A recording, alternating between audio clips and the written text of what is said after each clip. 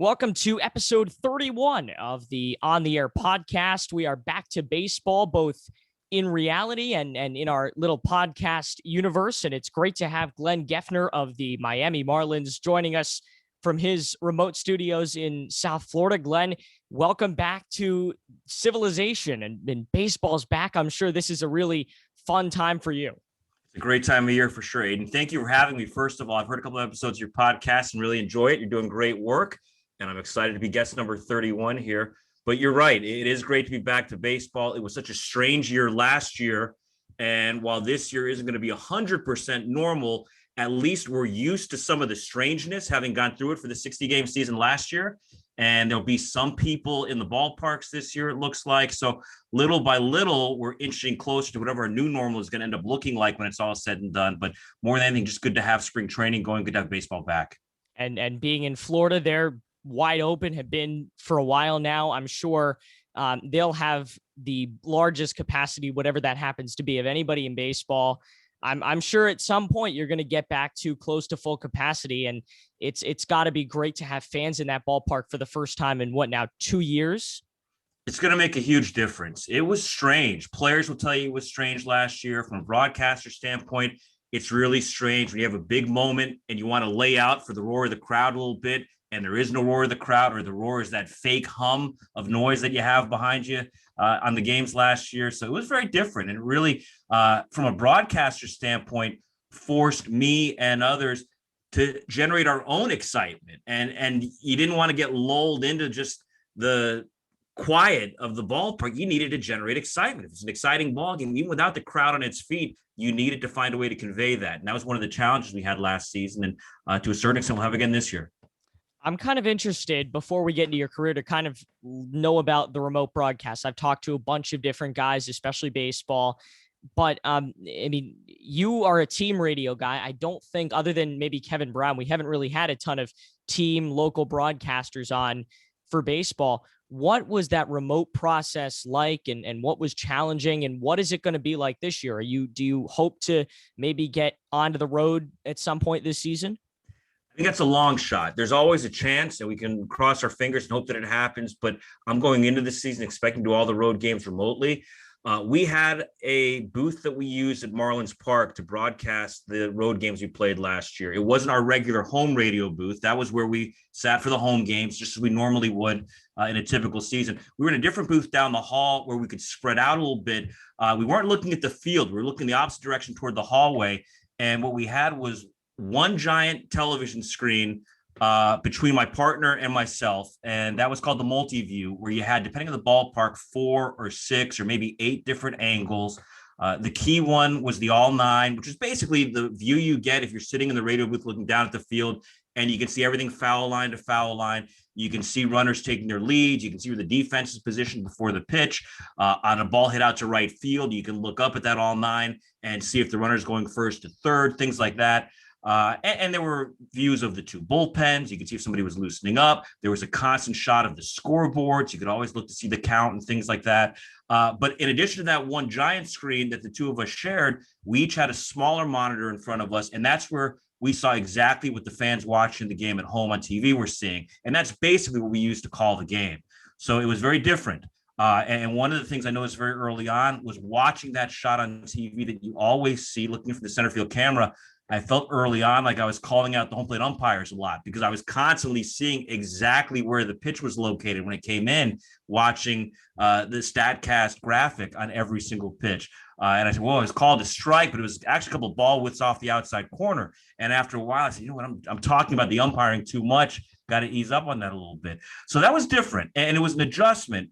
And I take a lot of pride on radio on being right on top of the action. I don't want you to hear the crack of the bat and then 3 seconds later have me say, swing at a high fly ball to deep left. I don't want you to hear the roar of the crowd and 2 seconds later me say, home run. I want to stay right on top of the action. But what you learn watching it remotely and on TV is how little of the field you're actually seeing. And so you had to stay back just a beat. On a ball down the line, you might not see the umpire signaling fair or foul. So you had to wait. On a home run ball into the corner, same exact thing. There were a lot of plays where you had to stay back, a low line drive, Was it caught? Was it picked up on a bounce? You had to wait for a split second, things like that. But over time, I got used to that. It really only took a few games to get used to that. And I think to our credit, broadcasters around baseball got pretty good at broadcasting the games remotely over the course of the season. And one of the things we heard a lot from fans, I think one of the things that teams have heard is, boy, we thought you were there. We thought it was great. And that scares me that down the road, teams are going to say, hey, why do we need to send these guys on the road? We can just keep them at home. But here's what you really lost out on. And the average fan may not understand this, but broadcasters will get this. For me, a big part of my preparation every day is being in the clubhouse every day, talking to people in the dugout before the game, sitting with the manager one-on-one, talking to players around the cage, seeing things, hearing things, picking things up. And when you're not around the team on a daily basis, you can't get that stuff. And when you're only doing Zoom calls to talk to the manager and a player or two every day that everybody is on, you're not getting unique stuff. So the challenge for me last year was to still find a way to do that. And I was able to do that, having been here a long time, having developed relationships and trust and respect with people by talking to guys on the telephone, by texting guys, by doing some one-on-one Zooms with managers and coaches and some players, things like that, just to try to bring something to my broadcast every night that nobody else could.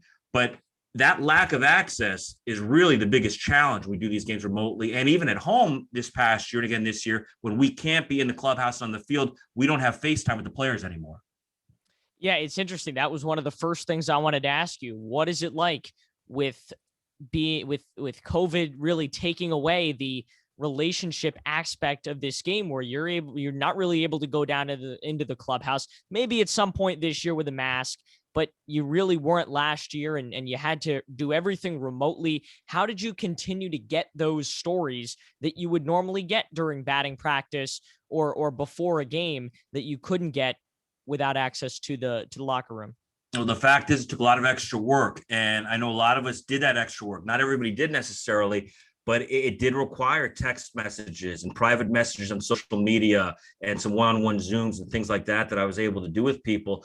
That's the only way, because again, for me, I'm not a broadcaster who's worried about what's in the media guide or what's in the game notes. My partner uses that information. The TV guys use that information. Everybody has that information. Fans can get it online. They know all this stuff. I want to bring something different to the table every single night. And it was a lot harder to do that last year, but we found a way. We made it work. Not just with COVID, but in general, how important are those stories to a broadcast for you, getting to access the Don Mattingly's brain and kind of get to pick his brain before a game, or getting to talk to Marcell Ozuna, one of those Marlins stars? How important are those to a broadcast for you? I think they're everything.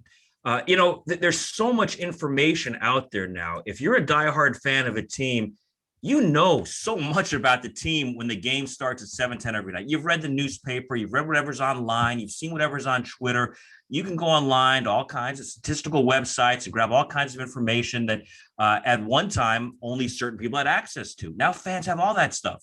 The one thing that I have that the average listener doesn't have is that access on a daily basis, where I can go down to the field and I can ask Donnie whatever I want to ask him, or ask the pitching coach, or ask the shortstop, or ask the first baseman. Hey, in the ninth inning last night, when this happened, can you walk me through it? A lot of times questions come up during the game that you want to get answered by the time you come on the air the next night.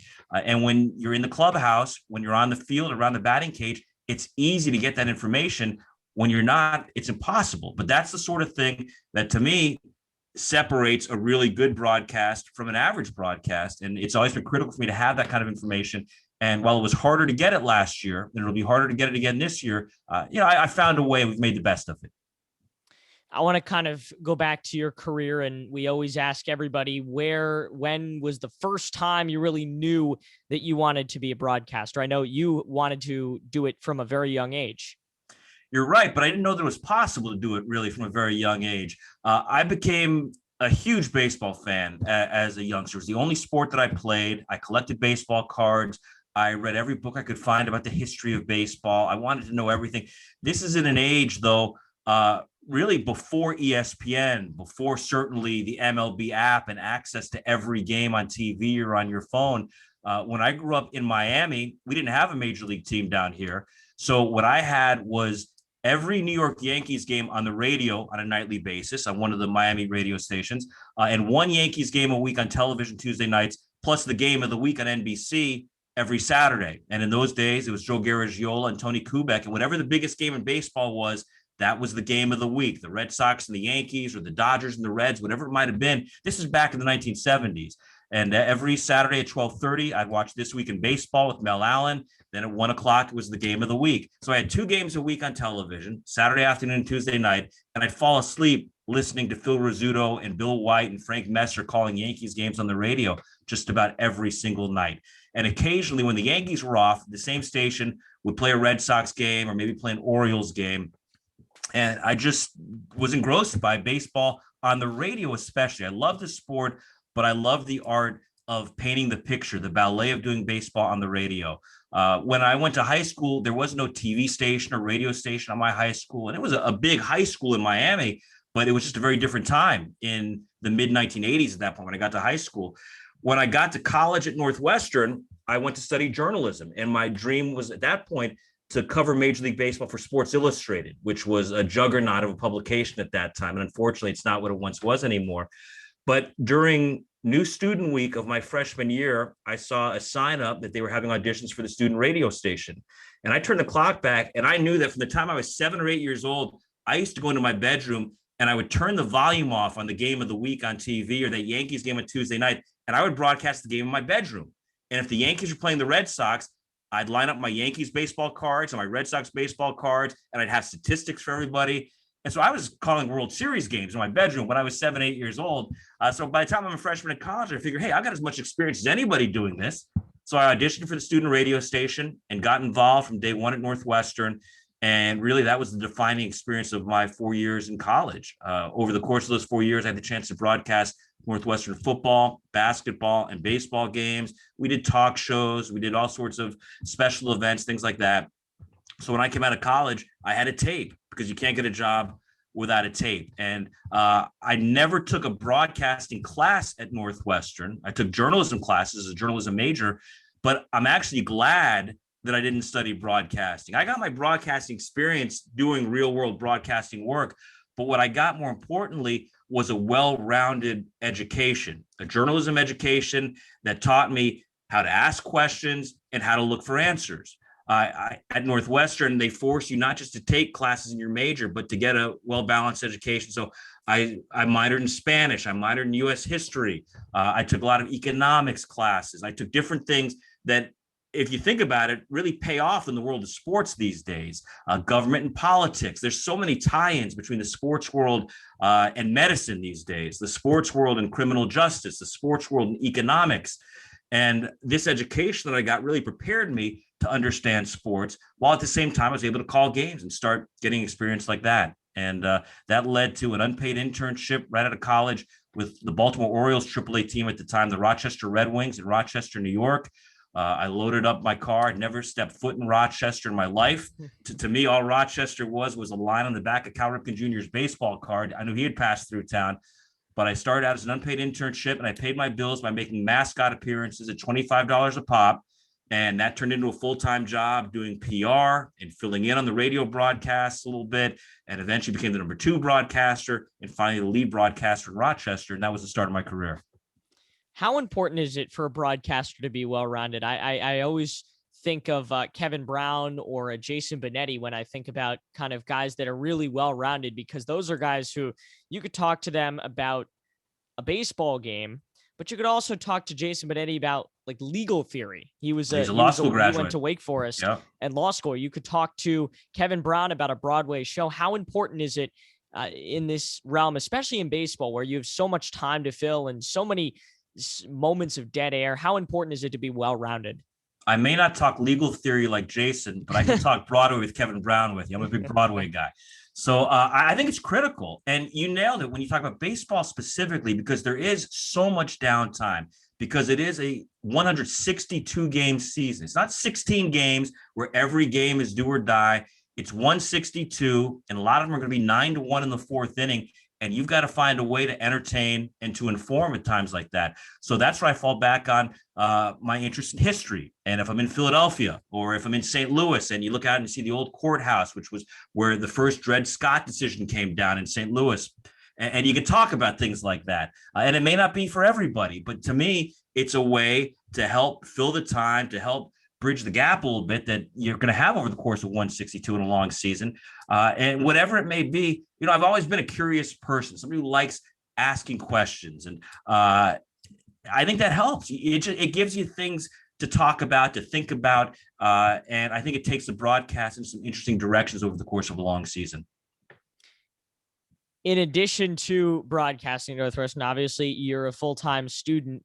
How was it challenging for you to balance the work and the broadcasting? And I ask this as, of course, somebody who's going to college next year to do this, especially at Northwestern. It's one of the great universities in this country. Was it difficult for you to balance the schoolwork side of things and the broadcasting work side of things? It's an interesting question, Aiden. When I think back on it, I don't remember it being difficult, probably because it's all I knew. I didn't have anything to compare it to. And I was really loving what I was doing. I was enjoying my classes, and I loved what I was able to do for WNUR and being able to travel with some of the teams and doing some of the stuff we were doing, and, being up close and personal with a lot of the teams at Northwestern, which at that time were not very good. Some of them still aren't, but a lot of them have gotten a lot better. But I guess at the end of the day, it was challenging. I look back at it, though, as though I knew in college that, yes, it's important to get my education and to get good grades, but really this experience that's leading me down my career path is every bit as important. So the stuff I was doing outside the classroom was of equal importance, if not really greater importance, than the inside the classroom type work that I was doing on a regular basis. So I don't think it was that hard to find a balance. And I know, in looking back on it, I was able to enjoy every minute of it one way or another, and I'd go back and do it again today if I could. I want to go back to something you said a little bit earlier about baseball. What drew you into the sport? I mean, given that you grew up, yes, with baseball on TV, but you kind of grew up in a time where Florida didn't have a baseball team, and it was not a local thing in South Florida. What drew you into the sport? What do you love so much about it? I remember a day, and this is a really strange memory, but it's a great memory. I was getting up, getting ready to go to school. I was sitting having breakfast. My dad was on his way out the door to go to work, and he put the Miami Herald down in front of me and he said, "Hey, yesterday was the opening day of the baseball season." And I opened up the newspaper and I started looking at box scores. And from that day on, I've had a love affair with box scores and the stories that box scores tell and things you can learn just by looking at a single box score about a baseball game. It was the only sport I played. I was never a particularly large child. I was never going to dominate on the basketball court or on the football field. I was a big football fan growing up. I was a huge Dolphins fan, a University of Miami football fan growing up down here at that time. But baseball was the one game that I played. And it was the sort of thing that I could relate to, I think. And we would go out, watch University of Miami baseball games. We'd watch the Orioles and the Yankees when they were down here for spring training every year. And I'd get to the occasional Dolphins game or the occasional Canes football game. But baseball was the one sport that I saw in person the most. We'd go on summer trips to the Northeast and go see ballparks. And whatever it was about it, the history that I read about, the numbers that I loved to crunch at the time, there was just a magic to baseball that set it apart from everything else. So, I've always considered myself a sports fan, but I'm really a baseball guy. Baseball is the only sport that I could ever really see myself working in on a daily basis. What's so special about baseball on the radio? I know that you mentioned that earlier too. What's so special about baseball on the radio in kind of its purest form? It's a ballet. It's a symphony. You need to paint that picture. And when somebody does it well, and when the pacing is just right, and when the vocabulary is just right, the person falling asleep listening to the game on the radio in his or her bed can see the game unfolding right before their eyes. And that's what it was like for me growing up. I could see what Yankee Stadium looked like, listening to maybe not as much Phil Rizzuto as Bill White and Frank Messer, with their descriptions being a little bit more detailed than the Scooters were. But I knew what Dodger Stadium looked like the first time I walked into it for real, because I'd heard so much about it on the radio, things like that. There's just something very special about the description, about the sound of it, about hearing the vendors and hearing the roar of the crowd and the anticipation that it gins up inside of you when you hear that rise. It's not the same on TV where you can see what's happening, and here it's theater of the mind. You've got to paint the picture for yourself in hearing what the broadcaster is saying. And so, having grown up on baseball on the radio, that's why doing it on the radio means so much to me. Again, I'm 52 years old right now, Aiden. I was basically at the very back end of people who grew up primarily with baseball on the radio, not with baseball on TV. Now, people grow up, they want to be a TV broadcaster because all they do is they watch games on TV. That's all they know. I grew up listening mostly to games on the radio.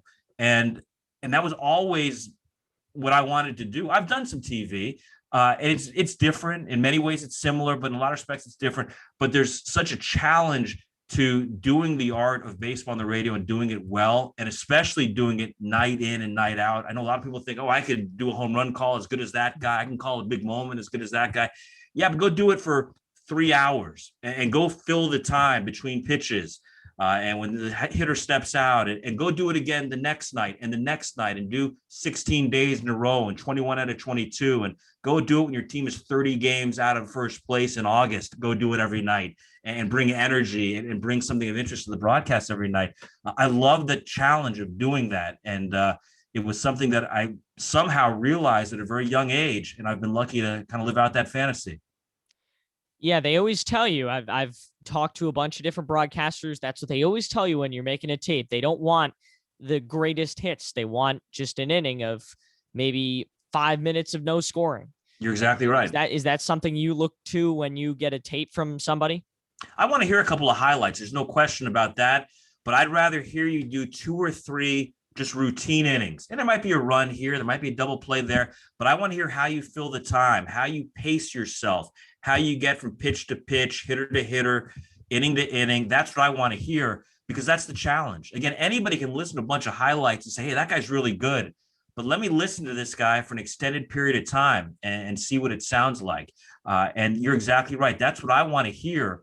I want to hear 2 or 3 uninterrupted innings. And if I really like it, I want to hear more than that. I want to hear 9 uninterrupted innings, or hear a couple of games worth of somebody.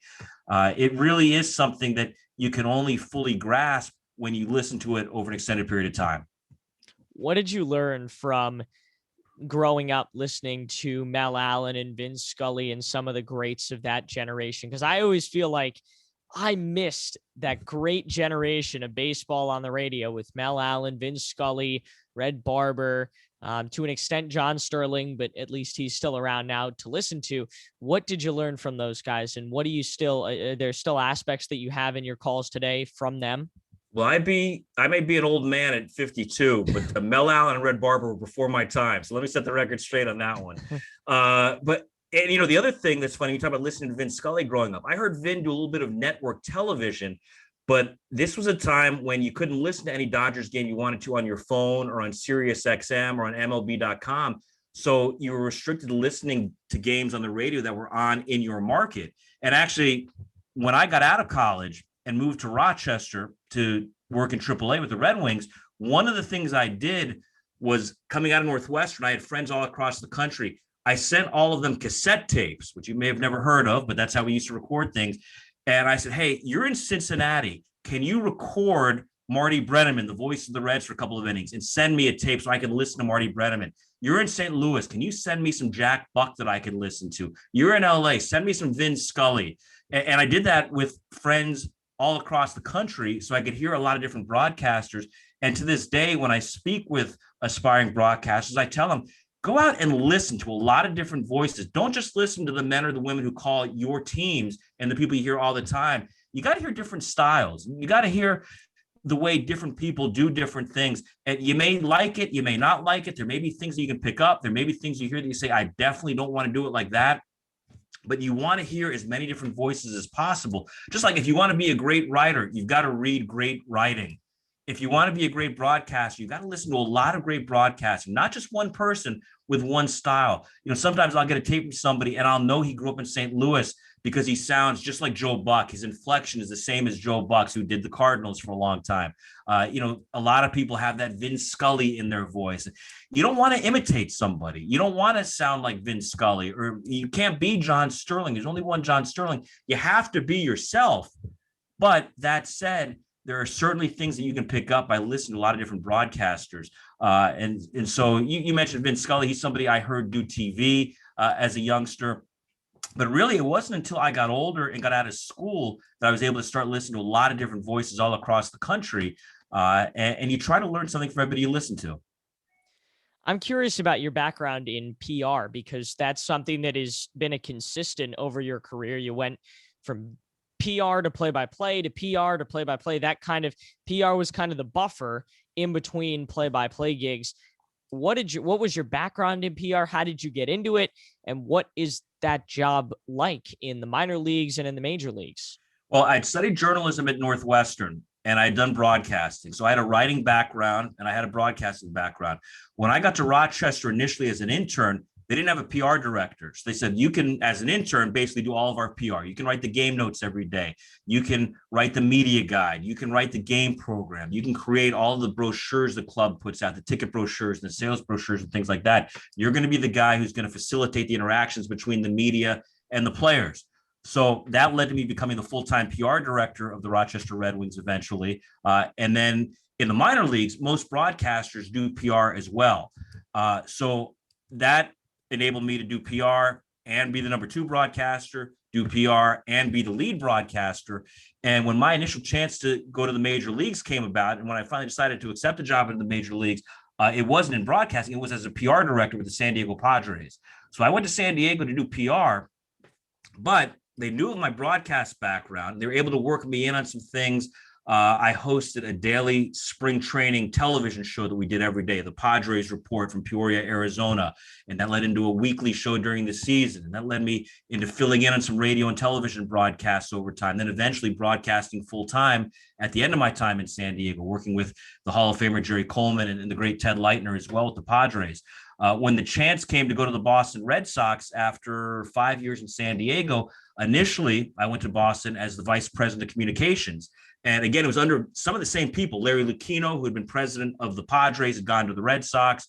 Charles Steinberg, his right-hand man, who oversaw public affairs, he was out in Boston. They invited me to Boston to join them, again, initially in a PR role. And I was doing PR for the Red Sox, and the exact same thing happened. We created a Red Sox spring training television show and a Red Sox Report, a weekly television show. And then there came a chance to do play-by-play for Red Sox minor league games televised on NESN throughout the season, with a lot of the minor league affiliates very close to Boston. When the Red Sox were off, we would do single A, double A, triple A games for the Red Sox affiliates. I got to do that package. I filled in on some radio, then eventually joined the Red Sox radio team full-time, which eventually led to coming to Miami.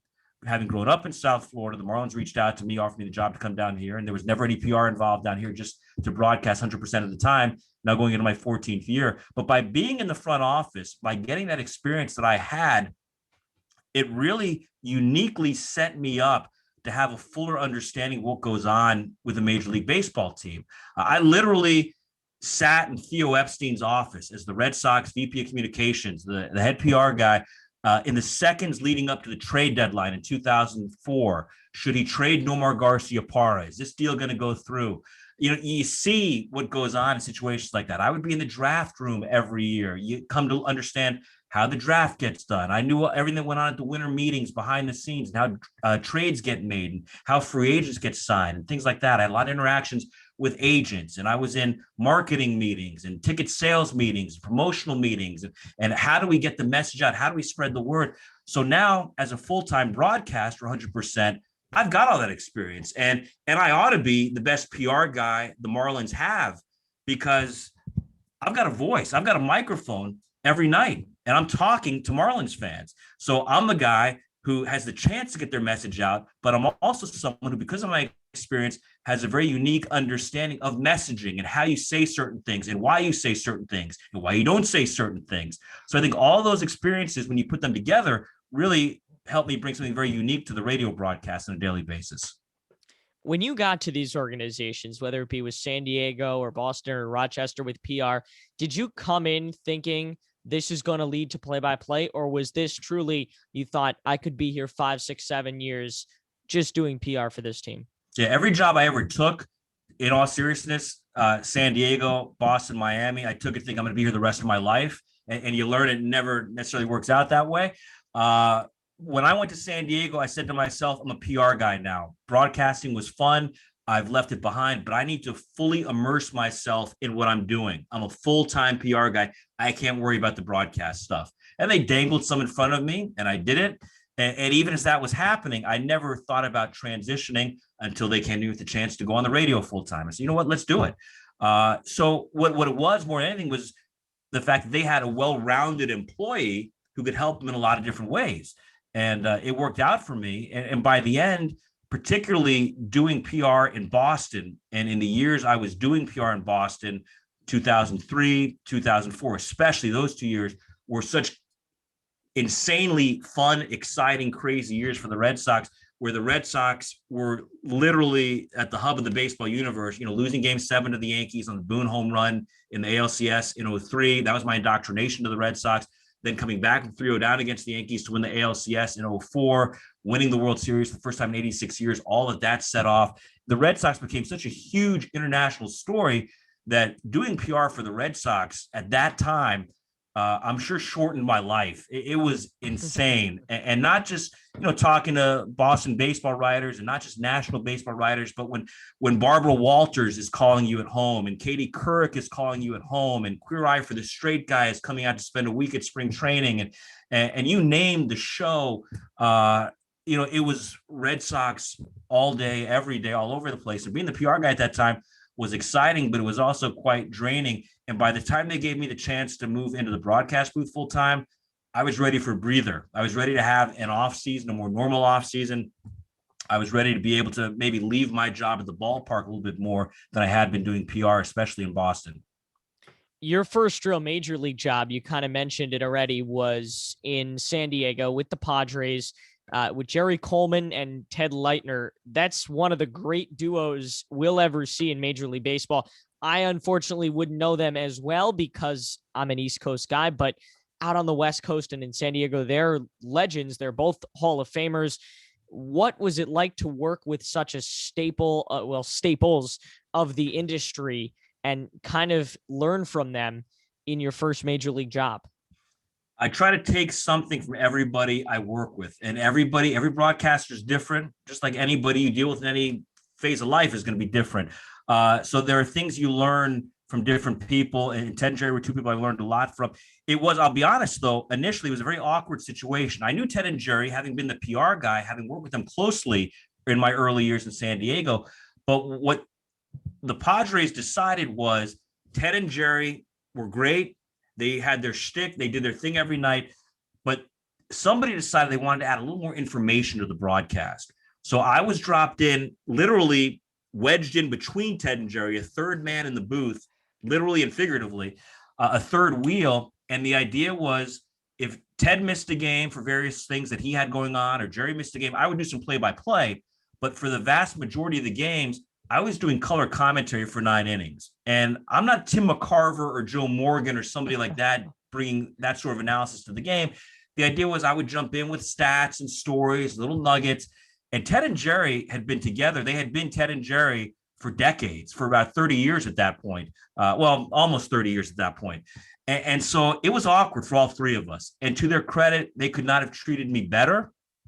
It was a great introduction to Major League Broadcasting for me, doing 162 games, being on the road with those guys.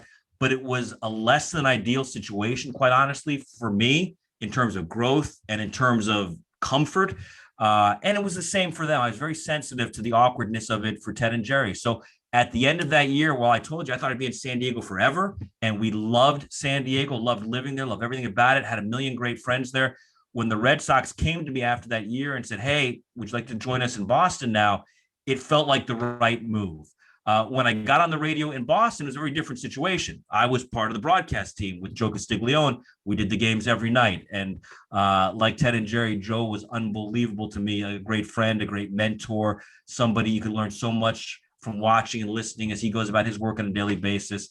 So I'll tell you real quick, you asked what I learned from people. Jerry was a guy who was well into his 70s by the time I worked for him. A lot of people forget Jerry Coleman had a great career as a second baseman with the New York Yankees. He was a World Series MVP. He played on unbelievable teams with unbelievable Hall of Fame players. Jerry reminded me every day that no matter how long you've been doing this, you got to work your butt off to be prepared to broadcast a game. Ted was so deferential and so respectful to Jerry. I learned a lot from watching the way Ted operated with Jerry about respect for people in this game who've been around the game a long time, who've contributed to the game in dramatic ways for a long time. And Ted was just, he has such a unique style. He's a conversationalist. He's not a traditional play-by-play man. What he does is very different. And it's not what I do. And it's not what I try to do. But it was a good reminder that, you know, you're having a conversation with people here. You're not just talking down to people. It's not a monologue for 3 hours. You're having a conversation. You want the broadcaster to feel like, or the listener to feel like he's sitting right next to you and you're enjoying the game together. And that's what Ted did so well.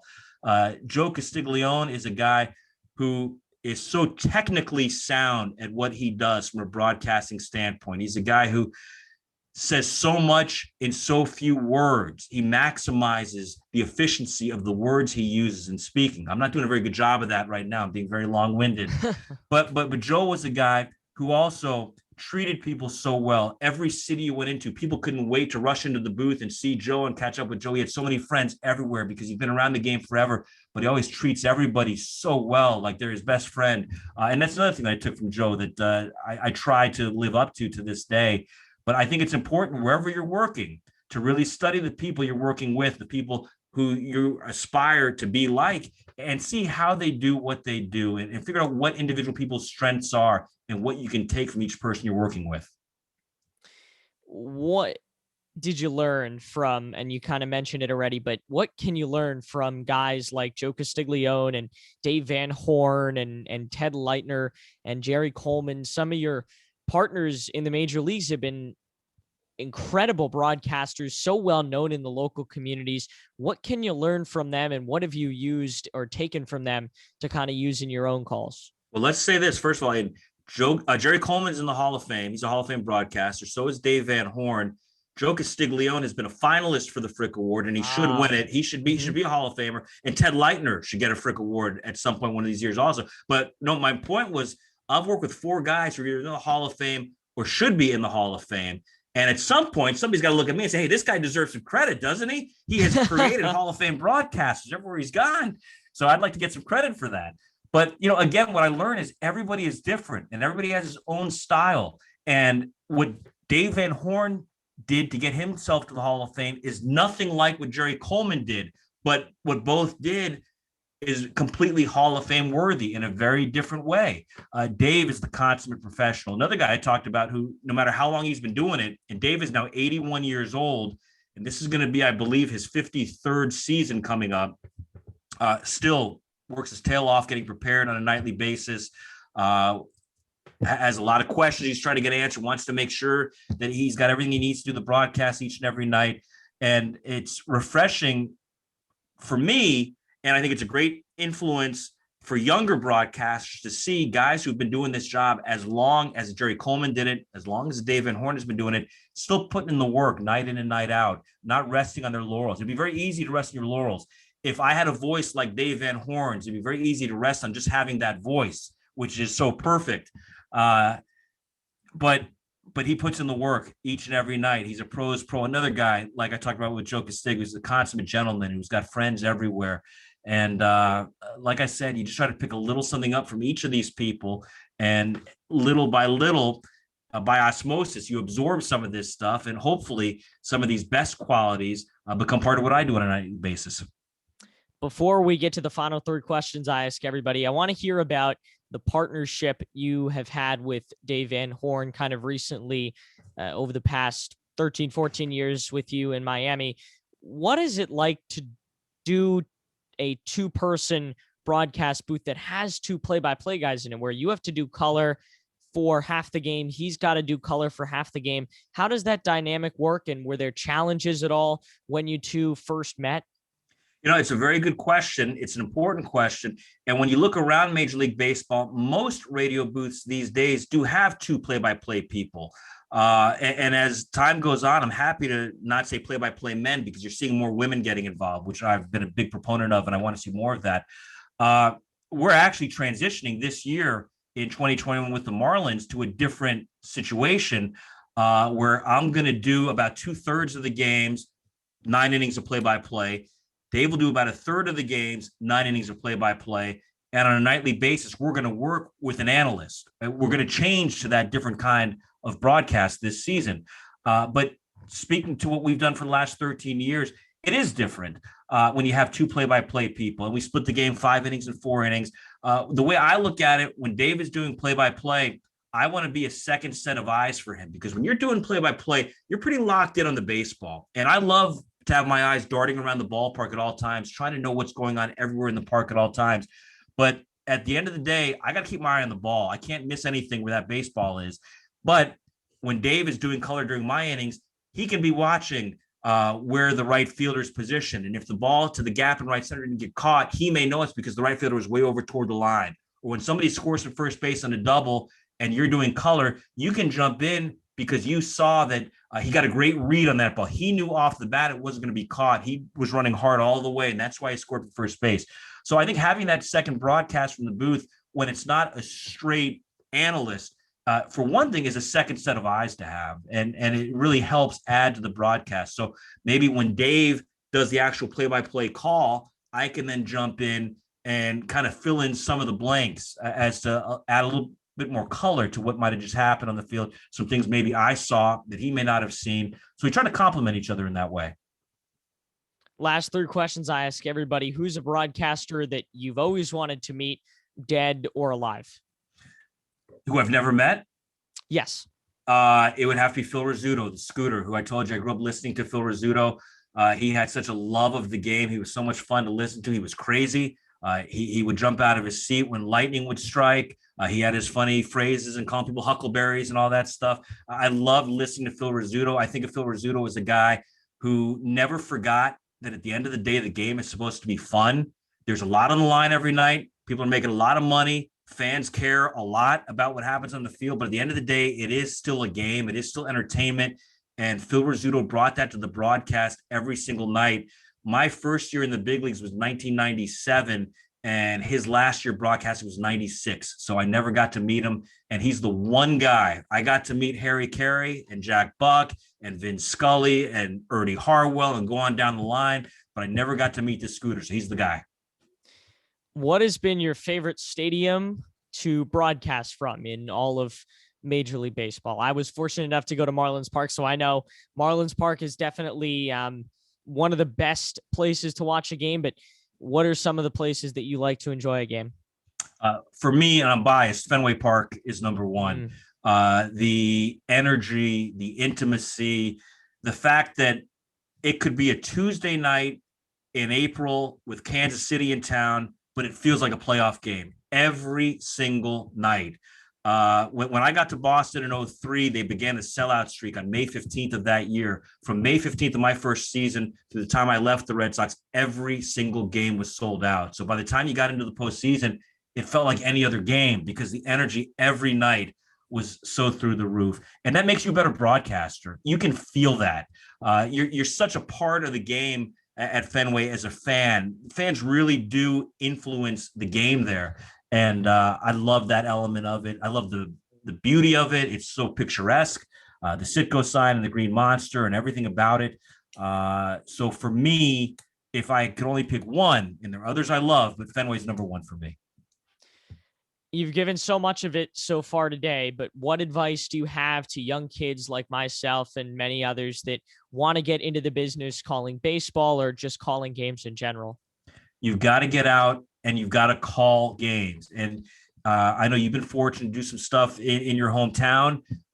It's not always easy for somebody to hook up with a local cable station or with a network, or whatever. But in this day and age, all you need is an iPhone or a laptop computer, and you can broadcast a game. You can record a game. You can go to a little league game or a high school game or a college game or a major league game, wherever you are. You got to start doing games. You've got to get that experience. Even if you're not getting paid by somebody to do it, you've got to start getting that experience. You've got to put a tape together. You got to go back and listen to yourself. The more you do it, the better you're going to get, the more comfortable you're going to get, the more different things you're going to see. So the next time you can anticipate it before it happens. You've got to do as many games as possible. Keep getting better at it. If people want to hear you call a game or find you and reach out, where can they do that? I'm on Twitter at Glenn Geffner, Glenn with 2 N's, Geffner with 2 F's. Our games are all available on the MLB app. Also on the iHeartRadio app. 940 Wins is our flagship station. You can get the games on the iHeartRadio app. We're on Sirius Satellite Radio. We're on MLB.com. We're everywhere. You can't get away from me in the summertime. Well, Glenn, appreciate you taking so much time out of your day and appreciate you coming on and enjoying the show. Friend of the podcast now. And thanks for joining us today. This was a lot of fun, Aiden. I love what you're doing, and I wish you all the best as you move ahead, head off to college next year, and whatever the future may hold.